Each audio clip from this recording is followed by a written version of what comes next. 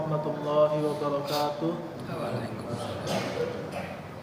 Innal hamdalillah nahmaduhu wa nasta'inuhu wa nastaghfiruh wa na'udzu billahi min shururi anfusina wa min sayyiati a'malina.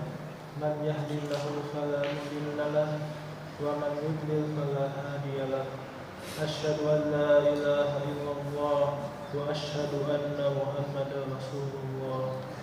Ya ayyuhalladzina amanu taqullaha haqqa tuqatih wa la tamutunna illa wa antum muslimun.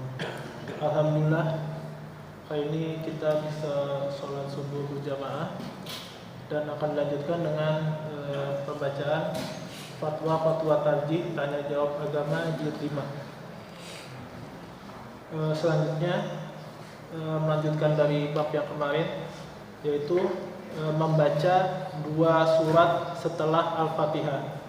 Pertanyaannya dari Bapak Warkai. Pertanyaannya adalah, apakah boleh pada waktu sholat dalam 1 rakaat setelah membaca Fatihah lalu membaca 2 surat atau lebih? Jawabannya adalah, mengenai boleh tidaknya membaca 2 surat dalam 1 rakaat, Abu Dawud menyebutkan dalam hadis Amr bin Su'aib sebagai berikut: wa amma qira'atus suratain fi raq'ati fakana yaf'aluhu fin nafilah wa amma fil fardhi falam yahfuz anhu wa amma haditsu Bani Mas'ud inni la'afikum nazair allati kana Rasulullah sallallahu alaihi wasallam yaqarimu bainas suratain fi raq'ah Ar-Rahmanu wan Najmu fi raq'ah. Adapun membaca 2 surat dalam 1 rakaat, hal itu dilakukan Nabi dalam sholat sunat. Adapun dalam sholat fardu tidak dibiasakan oleh beliau. Mengenai hadis Ibnu Mas'ud bahwa saya melihat hal yang sama, Nabi pernah membaca atau menyambung 2 surat dalam 1 rakaat, Ar-Rahman dan An-Najm. Hadis riwayat Abu Dawud.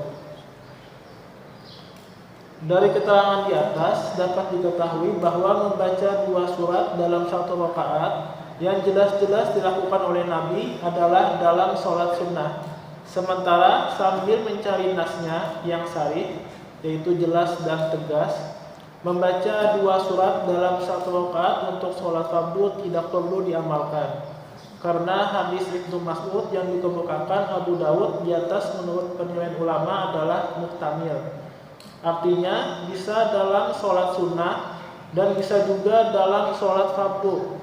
Oleh karena itu, apabila sholat dan hanya membaca 1 surat dalam 1 rakaat adalah sudah sesuai dengan yang Nabi lakukan.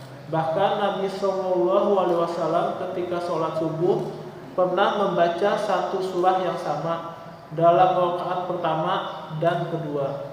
Seperti dalam hadis riwayat Abu Dawud dari Juhainah, annahu sami'an nabiyya sallallahu alaihi wasallam yaqra'u fi subhi idza zulzilatil ardu fil waq'atain kiltaihima qala fala adri anasiya Rasulullah sallallahu alaihi wasallam am qara'a dzalika 'amdan, bahwa ia mendengar Nabi sallallahu alaihi wasallam pada waktu sholat subuh membaca idza zulzilatil ardu pada kedua rakaatnya.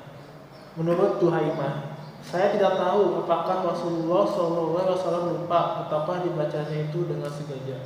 Hadis riwayat Abu Dawud. Lalu yang kedua, hukum membaca surat Al-Ahqaf dalam sholat. Pertanyaannya sama dari Bapak Warkai juga. Jadi pertanyaannya adalah, apa dasar hukumnya dilarang membaca surat Al-Ahqaf dalam sholat? Jawabannya adalah, sepanjang penelitian kami, memang surat Al-Ahqaf itu tidak termasuk surat-surat yang biasa dibaca oleh Nabi SAW pada waktu sholat. Namun demikian, tidak berarti bahwa hal itu dilarang untuk dibaca pada waktu sholat. Sebab kalau dilarang seharusnya ada nas tersendiri. Dan selama ini kami tidak atau belum menemukan nas yang melarangnya. Kalau memang ada yang mengetahuinya, tolong kami diberitahu. Dalam pada itu, semua ayat Al-Quran adalah wahyu Allah sebagai pegangan dan petunjuk bagi orang yang beriman. Tidak ada perbedaan antara surah yang satu dengan surah yang lain dalam hal kebolehan membacanya dalam sholat. Allah pun membolehkan untuk membaca ayat atau surah yang kita bisa membacanya, seperti disebutkan dalam firman-Nya surah Al-Muzammil ayat 20, faqra'u ma tayassara minal Qur'an. Karena itu bacalah apa yang mudah bagimu dari Al-Quran. Surah Al-Muzammil ayat 20. Demikian pembacaan Tajwid Muhammadiyah jilid 5. Semoga bermanfaat, semoga kita bisa mengamalkannya. Kita baca dengan doa penutup kafaratul majelis. Subhanallah bihamdik, asyhadu an la ilaha illa anta wa astaghfiruka wa atubu ilaik. Assalamualaikum warahmatullahi wabarakatuh.